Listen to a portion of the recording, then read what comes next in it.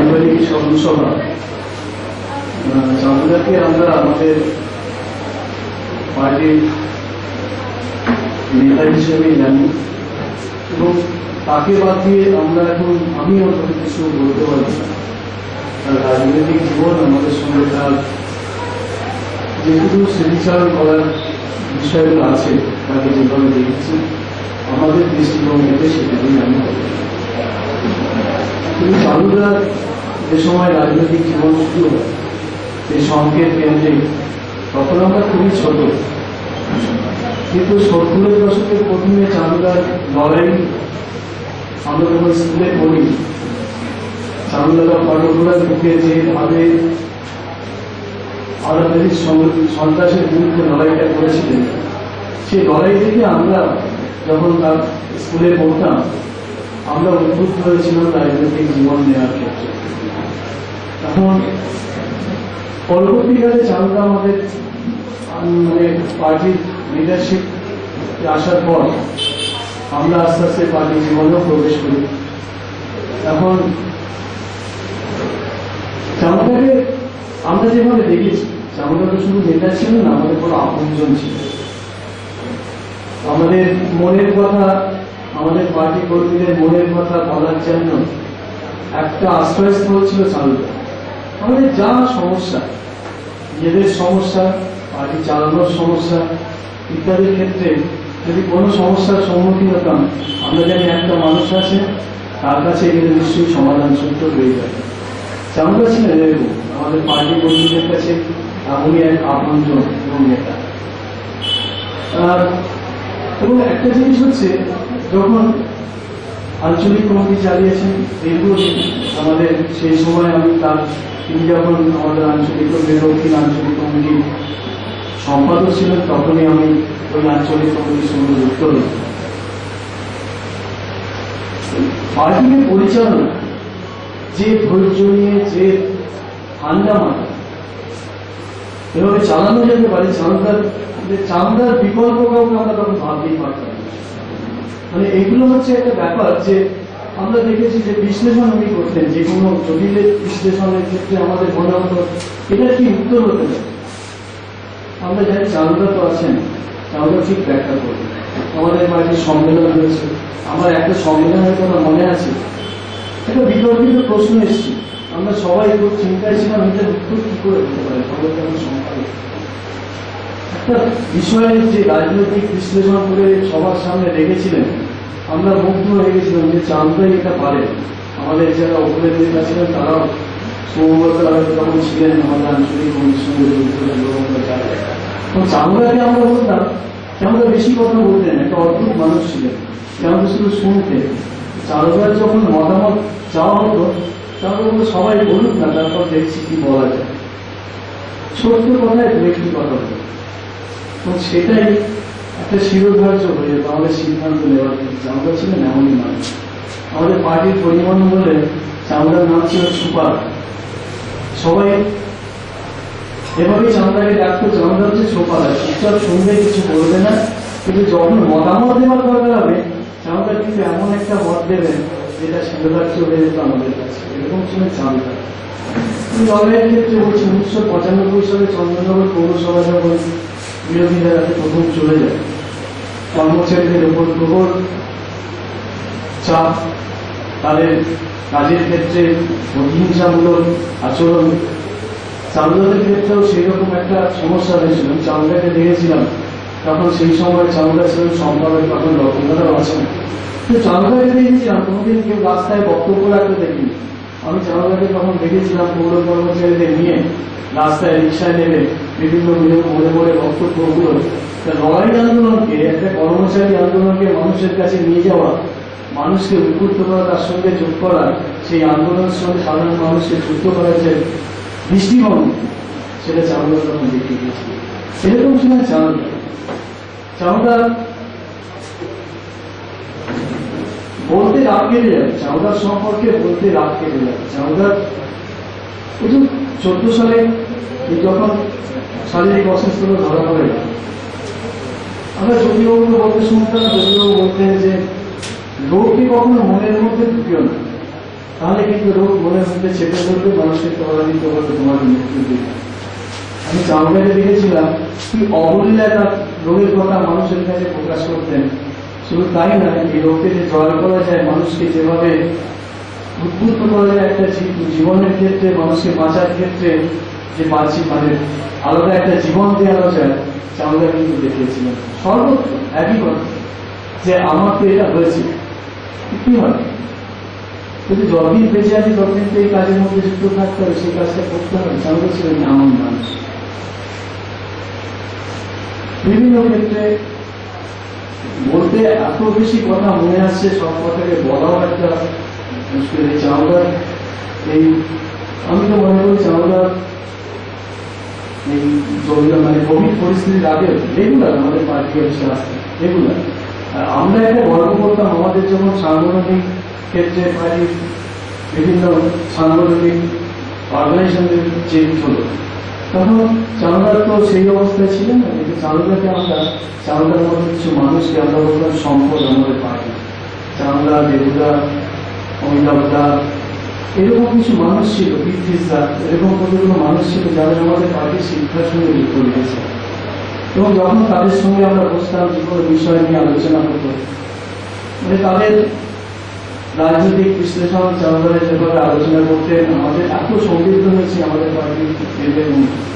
আমরা দীর্ঘ মানে এই অভাবটা যে কি অভাব আমাদের কাছে হয়ে গেল, সেটা আপনাদের কাছে বোঝানো আমাদের পক্ষে ভবিষ্যৎ কষ্টকর। তো চামড়ার মতো মানুষরা চলে যাবেন, এটা ভাবতেও কষ্ট হয়। এক এক করে সবাই চলে যাচ্ছেন। আমি সেদিন সম্মুখে হয়েছিলাম, সৌম্য আমার মাঝে মাঝে একটা অপমান সুলভ মানসিকতা মাঝে মাঝে কাজ করে, জানো, ও তোকে হেসেছিল আমার কথা শুনে, যে আমার মনে হয় আমি কোথায় অভয়, যে আমার সময় এইসব মানুষগুলো আস্তে আস্তে বাড়ি থেকে চলে যাচ্ছেন, মানে আমাদের থেকে চলে যাচ্ছেন আমাদের ছেলে। কেন হয়েছে কিন্তু পরপর এই মানুষগুলো এরকম একটা, আমরা একটু পার্টির সম্পদ বলেই মনে করি, এই মানুষগুলো আস্তে আস্তে আমাদের ছেড়ে চলে যাচ্ছেন আরেকটা জগতে। চান্দা আরো কিছুদিন বাঁচতেন আমার যেটা মনে হয়, কারণ কানুদার মৃত্যুর পর চান্দা যে মানসিক একটা সংরক্ষণ হয়ে গেল, ইনসিকিউরিটি মনে হচ্ছে চান্দার মৃত্যুর প্রতি চলে যায়। চান্দা যখন নার্সিংহোম বারবার গেছে, দুবার আমি যাওয়ার ক্ষেত্রে আমার মনে হচ্ছিল চান্দাকে আর ফিরে যাই, চান্দা ফিরে এসছে। এবারে যখন নিয়ে যাওয়া হচ্ছে তখনও মনে হচ্ছিল চান্দা নিশ্চয়ই ফিরবে, কিন্তু একদিন যখন আমাদের ফোনের মফিজুল দেখতে গেলাম, এখন সেদিন চান্দার কষ্ট দেখে আমার খুব কষ্ট হয়েছে, যে মানুষটা এরকম কষ্ট পাচ্ছেন, একটা পাওয়ার মধ্যে ছিল না। আমি সমুদ্র বলে জানতাম, সমস্ত প্র্যাকটিক্যালি আমি সহ্য করতে পারছি না, আমাদের চলে যাওয়া হচ্ছে। তারপর সৌম্য বললো, বাবা ভালোবাসেন ছাড়া কথা হচ্ছে, যাই হোক আনন্দ হলো, কিন্তু আলটিমেটলি চামড়া ফিরবেন না। অনেক মানুষ চলে যায়, সবাই মনের মধ্যে দাগ কাটতে পারবে, কিন্তু চামড়ার মানুষরা সত্যি দাগ কেটে যায় আমাদের কাছে। প্র্যাকটিক্যালি আমাদের পার্টির পরিবারের অনেক বড় ক্ষতি, আমার ব্যক্তিগত জীবনের ক্ষতি, এই ক্ষতি অপরিণীয়। আমি জানি না আমরা চামড়ার মতো হতে পারবো কিনা। চামড়ার মতো হওয়ার জন্য আমাদের পার্টি কর্মীদের নিশ্চয়ই আমরা যে তার জন্য যে পরিশ্রম করার যে দরকার, যে অধ্যবসায় দরকার, আমরা নিশ্চয়ই চামড়াকে স্মরণ করে চেষ্টা করবো চামড়ার মতো তৈরি করার। সেই চামড়া আমরা পাবো কিনে জানি, কিন্তু আমাদের চেষ্টা থাকবে আমাদের কর্মীদের চামড়ার মতো মানুষের মতো মানুষ হওয়ার। আমি চামড়ার পরিবারের প্রতি আমাদের পার্টির এরিয়ার মধ্যে সকল সদস্যের পক্ষ থেকে সমবেদনা জানাচ্ছি। তারা সুস্থ থাকুন, ভালো থাকুন, যে কোনো প্রয়োজনে আমাদের এরিয়ার কমিউনিটি পার্টির প্রত্যেক সদস্য তাদের পাশে থাকবে। আমি চামড়াকে লাল সালাম জানাচ্ছি। চামড়া আমাদের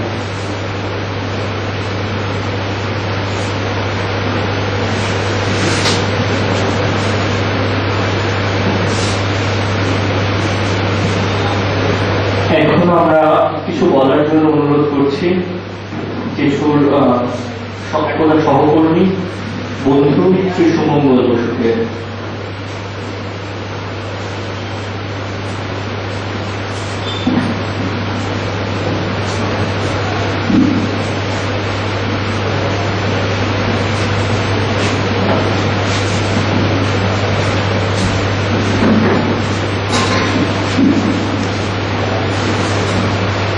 প্রথমেই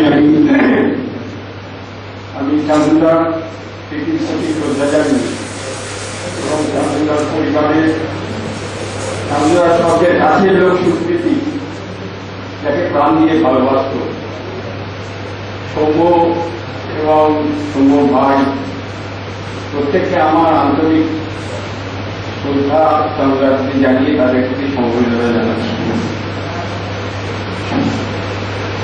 আমি 1965 সালে চন্দ্রনগরে আবার ফিরে আসি। দেশ থেকে হায়ার সেকেন্ডারি পাস করে এখানে চলে আসি। তখন আমি অলরেডি ভারতের কমিউনিস্ট পার্টি বাংলাদেশের সদস্য হয়ে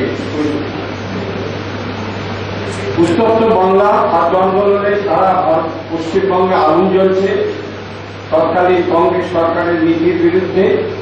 সেটা মানুষের লড়াই এক অদ্ভুত জায়গায় পড়েছে। আমরা তখন সম্ভব করে ঢুকছি, যুব আন্দোলন তৈরি হচ্ছে পশ্চিমবাংলার ক্ষেত্রে। সেই সময় চন্দননগরের বুকে একটি সংগঠন তৈরি হয়েছিল, তার নাম সংকেত, যার প্রাণকেন্দ্রে ছিল রতন দাসগুপ্ত, চান্দুদা এবং অমিয় দাস। আজকে খন্ডের রতন প্রয়াত হয়েছে, চান্দুদাও প্রয়াত হয়ে গেল। আমরা তখন সেই সংকেতকে কেন্দ্র করে যুব আন্দোলনকে যেভাবে চন্দননগরে প্রতিষ্ঠিত করার চেষ্টা করেছিলাম এবং সমস্ত স্তরের মানুষকে ঐক্যবদ্ধ করে তৎকালীন কংগ্রেস সরকারের যে জনবিরোধী নীতি তার বিরুদ্ধে আমরা সংঘর্ষ করতে পেরেছিলাম, তাদের অনেকেই হয়তো প্রয়াত আছে। সেখানে নীলাম্বর আছে, সীতা, চন্দন, সনদ সেন, এরা আমরা প্রত্যেকেই রোজই সংকেতে যেতাম এবং সেই সংকেত থেকে আমাদের নানা রকম আলোচনা হতো, রাজনৈতিক আলোচনা, সাংগঠনিক আলোচনা, সংকেতকে নিয়ে কিভাবে মানুষের কাছে পেরিফেট করা যায়। এবং চান্দুদাকে আমরা নিয়মিতভাবে আমাদের অভিভাবক হিসেবে সেখানে আমরা পেতাম। একটা কথা বললে হয়তো কেউ বললেন না, কংগ্রেস সুজয় ব্যানার্জি হয়েছেন নিশ্চয়ই তার নিজের তাগিদে, তার বর্তমান তৎকালীন রাজনৈতিক পরিস্থিতিতে তাকে সুজয় ব্যানার্জি হতে, কিন্তু তার পেছনে যিনি সবচেয়ে বেশি অনুপ্রেরণা দিয়েছেন হয়েছে চান্দুদার মা। ভাবতে পারা যায় না মাসিমা। আমি ব্যক্তিগতভাবে মাসিমাকে প্রচন্ডভাবে শ্রদ্ধা করতাম। মাসিমাজি কি চুপচাপ কাজ করতেন। তখনকার দিনে বাড়িতে কমিউনিস্ট পার্টি করা, ৭২-৭৭ এবং ৬৭ যে যুক্তফ্রন্ট, এ সময় পুলিশের অত্যাচার প্রচন্ডভাবে হতো এবং তখন ফটকরা অঞ্চলে সামু এসেছে, তাদের বিরুদ্ধে তখন সবে আমাদের সঙ্গে যুক্ত হয়েছে, কালিদাস পাড়ি যুক্ত হয়েছে। তখন একটা পুলিশের চোখই ছিল আমাদের বিরুদ্ধে। ওই ফটকরা সমস্ত আমাদের কর্মী যারা ছিলেন তাদের গোড়াটার নাম আপনারা নিশ্চয়ই শুনেছেন। প্রচন্ডভাবে তাকে অত্যাচার করা হয়েছে, কিন্তু এই সমস্ত জিনিসকে মাসিমা বুক দিয়ে আঁকড়ে রেখেছিল। আমার যেটা ব্যক্তিগত মত, চান্দুদার রাজনৈতিক ভাবনা চিন্তার প্রসারিত করতে সুযোগ দিচ্ছে তার পরিবারের তার মত, এটাকে অনুমতি অস্বীকার করা যাবে না। আজকে চান্দুদার স্মৃতির প্রতি শ্রদ্ধা জানাচ্ছি, মাসিমাকে আমি আমার শ্রদ্ধা জানাচ্ছি। এরকম যে অনেক মাসিমাই আছেন যারা অতীত দিনের আন্দোলন সংগ্রামে মানুষকে সাহায্য সহযোগিতা করেছে। পরবর্তীকালে ৭২-৭৭ ভয়াবহ দিনগুলোতে আমরা যখন কোনো কাজ করতে পারছি না ওপেনলি, আজকের পরিস্থিতির সঙ্গে তখনকার পরিস্থিতি আকাশ পাতাল তফাৎ। শিক্ষা বলল প্রমোদ মার্ডারের ঘটনা, অসম্ভব সাহসটা হল, অসম্ভব ভাবা যায় না। ৭২-৭৭ প্রচুর মানুষ বাইরে থেকে আমাদের সঙ্গে নজর থাকতেন, তাদের যাত্রীদের সেন্টার দেওয়া, তাদের খাবার জোগাড় করে দেওয়া, সবটা চান্দুদার মাথা থেকে হতো। হঠাৎ একদিন রাত্রিবেলা গিয়ে বললো এরা থাকবে, ব্যবস্থা করতে হবে, চান্দুদা বলেছিল। সুতরাং সমস্ত জিনিসটা ঠান্ডা মাথায় চান্দুদা যা করেছে তা বলবার নয়। এবং আমরা অনেকেই ভেবেছিলেন যে আজকে বোধহয় আর আমরা ফিরে আসতে পারবো না, কিন্তু আমাদের আত্মপ্রত্যয়, আমাদের রাজনৈতিক মতাদর্শের প্রতি শ্রদ্ধা থেকেই আমরা লড়াইয়ের ভেতর থেকে, রাস্তায় থেকেই আমরা কিন্তু ভারতের শাসনকে ওভারকাম করে একাধিকের বামফ্রন্ট সরকার তৈরি করতে চাই, শাসন করে বামফ্রন্ট সরকার তৈরি করতে চাই। তারপর সরকার সঙ্গে একসঙ্গেই আমি চন্দননগর পৌরসভাতে একই দিনে দুজনেই নিযুক্ত হই। চান্দা মাত্র একটু পয়সা থাকার জন্য 2003-এ, আমি 2006 অবসর গ্রহণ করেছি। এবং আমরা যে ইউনিয়ন করতাম সেই ইউনিয়নের চান্দা চন্দননগর ইউনিয়নের সেক্রেটারি ছিলেন, পরবর্তী গেলে আমার উপর দায়িত্ব ছিল, রতনও ছিল। এইরকম একটা মানুষ যাতে সত্যি আমরা যারা পুরোনো দিনের সঙ্গে একসঙ্গে লড়াই করেছি, একটা আত্মপ্রত্যয় থাকতে উপার্জন কোন সমস্যা সে সবুজ যেটা বললো যে একটা প্রেসার কুকারের সেফটি ভাল্ব থাকে, যাতে প্রেসার কুকারটা ফেটে না যায়, এই সেফটি ভাল্বটা খুবই সমস্যা। মনে যা দুঃখ, অভাব, কষ্ট, মনের ভিতর বিভানে আমরা সকলে যে কোনো স্তরের মানুষ, সে যত বড়ই হোক, যত ছোটই হোক, তাদেরকে যে অবালিত করে বলতে পারতাম এবং বলতে পারতাম। চান্দা হয়তো বলতেন না, চান্দা সুপার মুসলিম ছিল, যেটা খবর বলল আমি একমত, কিন্তু দেখতাম যেটা সঠিক বলে তিনি মনে করছেন তার সেটাকে কার্যকর করার ব্যবস্থা করতেন। আমার দুর্ভাগ্য যে চান্দার পরবর্তী যখন অসুস্থ হয়েছিল, আমার খুব ইচ্ছে ছিল, কিন্তু আমি কোভিডে আক্রান্ত হয়ে যাওয়ার পরে আমি আর যেতে পারিনি। আমি চান্দা একটা ছোট ঘটনা বলবো। একটা দিন আমরা সংকেতে আর খুব গল্প করছি, আমরা মারছি, হঠাৎ দেখলাম চান্দা নেই। কি ব্যাপার? প্রথম বললে চান্দা পাটনা গেছে। কেন করে বললে একটা ব্যাপার আছে, পরে যেতে পারবে। আমি বল না, বললো না। অভিজ্ঞতা বলছে হাসতে, অভিজ্ঞতা। তারপর দেখলাম সুকৃতিকে নিয়ে চান্দা আমাদের সঙ্গে, সুকৃতি আমাদের চান্দা সংস্কার পার্টি হিসেবে আমাদের সংকেতে। এসব অনেক ছোট ছোট কথা আছে, সেদিন ভোলার নয়। আমি চান্দা স্মৃতির প্রতি শ্রদ্ধা জানাচ্ছি। আমি বর্তমান প্রজন্মের যারা বামপন্থী রাজনীতির সঙ্গে যুক্ত হয়েছেন, তাদের কাছে আমার এই উপদেশ, হয়তো উপদেশটা তাদের কাছে গ্রহণযোগ্য হতে নাও পারে, কিন্তু আমি ব্যক্তিগতভাবে এই কথা বলতে চাই, মানুষের সঙ্গে মিশুন। আমাদের জ্যোতির্মূর্তির মানুষ হইব আস্থা হল মহাপাপ। আজকে যে পরিস্থিতির মুখোমুখি আমরা দাঁড়িয়েছি, মাটির সাম্রাজ্যবাদ যেভাবে ভারতবর্ষকে মুঠোয় নিয়ে বামপন্থী আন্দোলনকে খতম করার চক্রান্ত করছে, সেখানে তৃণমূল, কংগ্রেস, বিজেপি মুখোমুখি লড়াই করলেও ওটা ঘটার ব্যাপার। মূল শক্তি কমিউনিস্টদের ধ্বংস করো, এই যে লড়াই, সেখানে আমাদের লড়াই হবে। তাদের যে প্রচেষ্টা, তার বিরুদ্ধে আমরা মানুষের সঙ্গে মিশব। চান্দুদা যেটা বলতে পারতেন, সমস্ত স্তরের মানুষের সঙ্গে মিশতেন। আমি অনুরোধ করবো বামপন্থী কর্মীদের, আমাদের বয়স হয়েছে, আমরাও অনেকেই নানান কারণে অথপ হয়ে গেছি, পারি না আগের মতো, কিন্তু তারা যেন চান্দুদার স্মরণ সভায় এসে যে শ্রদ্ধা জানালেন, সেই শ্রদ্ধাকে বাস্তবে রূপায়িত করার জন্য সমস্ত স্তরের মানুষের সঙ্গে প্রাণ খোলা হয়ে মিশতে হবে, কথা বলতে হবে, নিজে থেকেই কথা বলতে হবে। যে দূরত্বটা তৈরি করতে পেরেছেন সাম্রাজ্যবাদী চক্রান্ত, টিভি, নানান রকম প্রিন্ট মিডিয়া থেকে আরম্ভ করে সমস্ত মিডিয়া, সেইখান থেকে আমাদের সেই জারটাকে ভাঙতে হবে। তার প্রথম কাজ হচ্ছে সমস্ত স্তরের শ্রমজীবী মানুষের সঙ্গে নিজেদের সম্পৃক্ত হতে হবে এবং তাদের আত্মার আত্মীয় হয়ে আগামী দিনের লড়াইকে এগিয়ে নিয়ে যেতে হবে।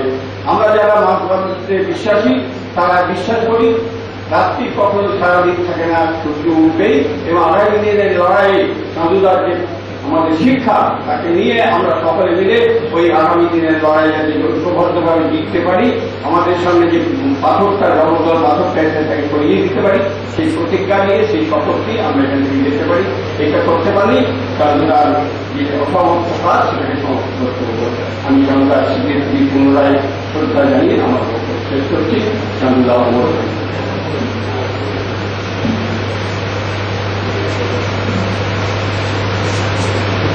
আমাদের অনুষ্ঠান হওয়ার কথা ছিল 8:30 অবধি, সেটা অনেকটাই বেড়ে গেছে, এবার আমাদের শেষ করতে হবে।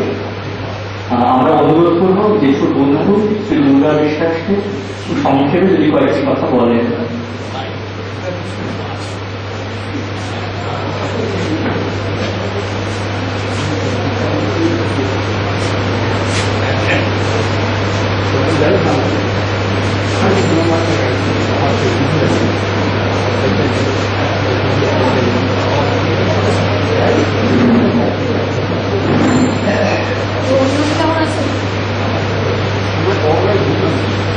এখানে পারিবারিক সভা,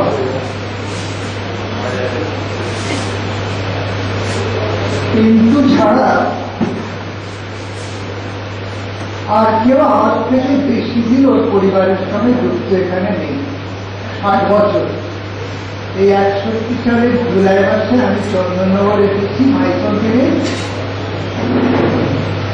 আমার দ্বিতীয় বন্ধু, প্রথম বন্ধু শম্ভু রায়চৌধুরী, দ্বিতীয় বন্ধু সূর্য ব্যানার্জি অর্থাৎ চাঁদ। এই 60 বছরে আমি এবং আমরা তুমি থেকে তুই আসতে পারি, ওই তুমি বন্দিতেই থেকে গেছি।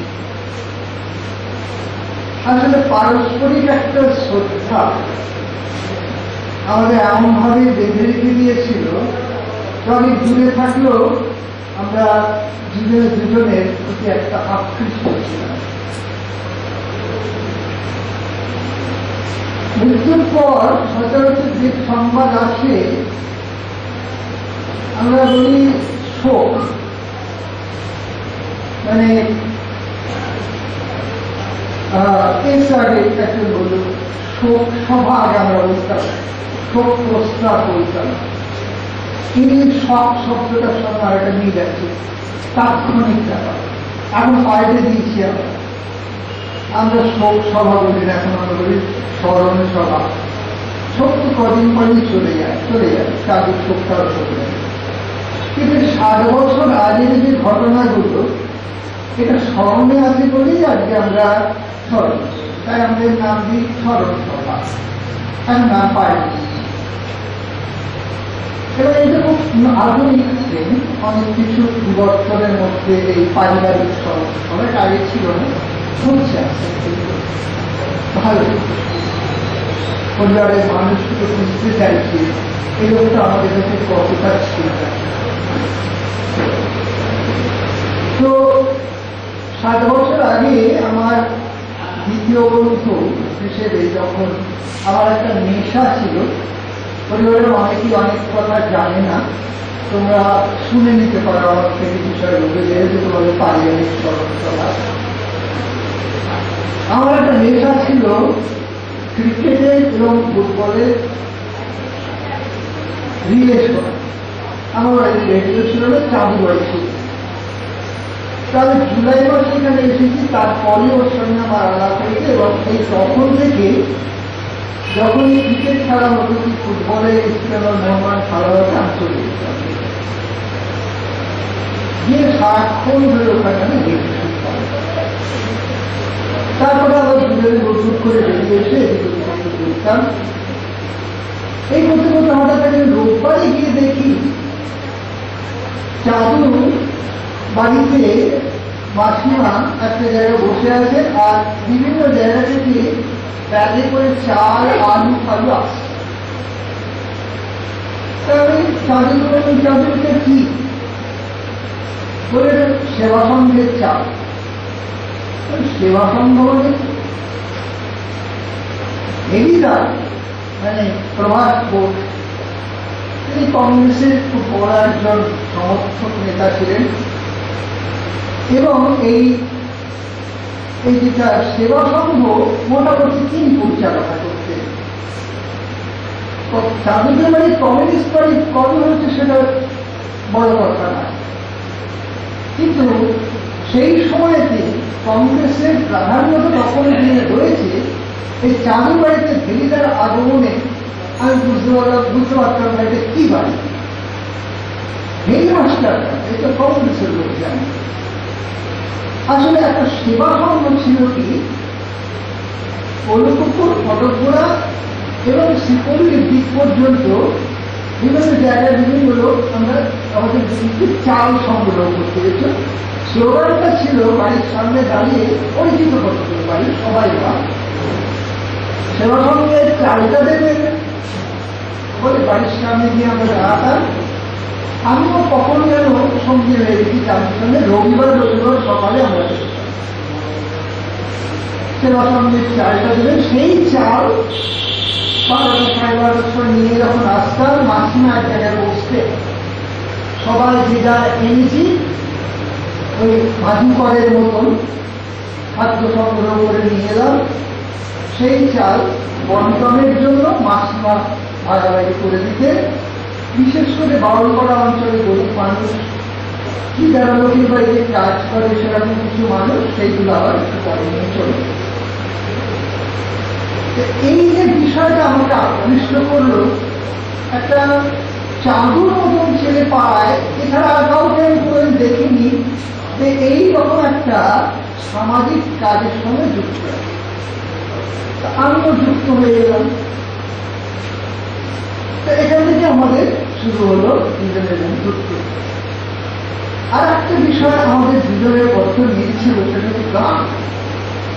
দুজনে আমরা রবীন্দ্রসঙ্গীত প্রচন্ড ভালোবাসতাম। ও কতগুলো গান গাইত, আমি শুনতাম। আমি কতগুলো গান গাইতাম, ও শুনত। বলিও আমার গোলাপ পাওয়ার খুব একটা পছন্দের গান ছিল।